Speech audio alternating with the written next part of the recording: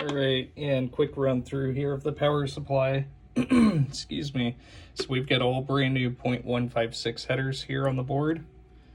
We've got a new 47 UF capacitor, a 100 UF, a 1K UF. Here is a 100 UF, 100 volt, and then also the I replaced the 18,000 with a 15,000, which is completely fine. That's for the 12 5-volt filter, and then also the 330 UF here. We went ahead and left the high voltage alone since we are using LED displays, but I will go ahead and grab the voltages here from the board. So first one here is at 5 volts. We've got 4.98, which is completely fine. And then we don't have any high voltage because we don't have a fuse in place. There's your negative 12, positive 12, and then your 5 volts. And then we've got the positive 12 and then another string of 5 volts here. And the last one here is ground. So there we are 100%. Here's a high speed that was dropped off earlier today by a local. This board came in, it was actually having an issue with the relay. The relay that was on the board was missing the casing and would not keep contact there. So what they did was had to tie a rubber band around the relay to keep the flippers active.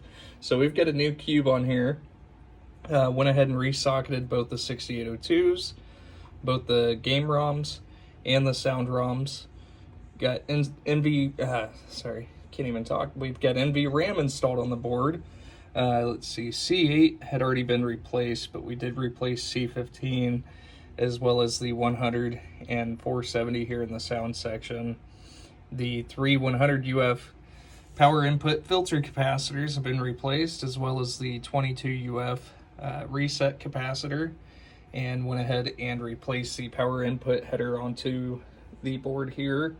I guess we were having issues with the knocker not working, but I'm getting all the solenoids to fire here, so I would definitely check out the coil associated with the knocker.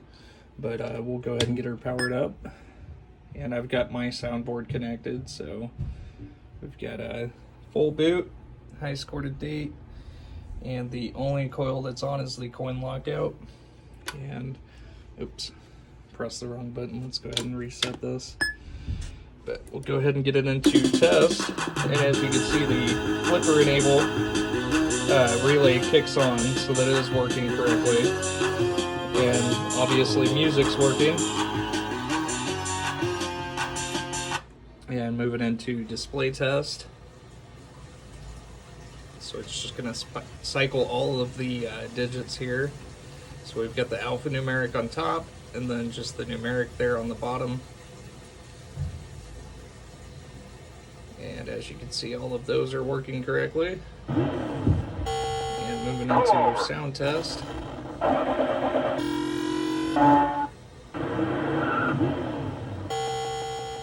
And lamps, and then into single lamps,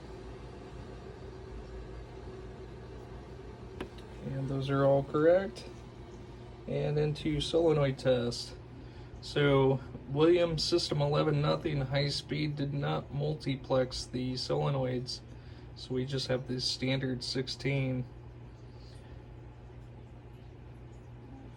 And then the special solenoids here, which are the green LEDs, these are all being computer driven, and they are also switch controlled, and those are all working correctly. And we'll move into switch edges. So we're going to go through diagonally, testing both rows and columns at the same time. And the last switch in high speed is switch 52 there. And I've already got this set up to free play, which is adjustment 23. And as you can see, it is saving the settings due to having NV RAM there on the board. So we'll go ahead and cycle through the rest of the audits and get a reboot. And we are 100% good to go. Thank you so much.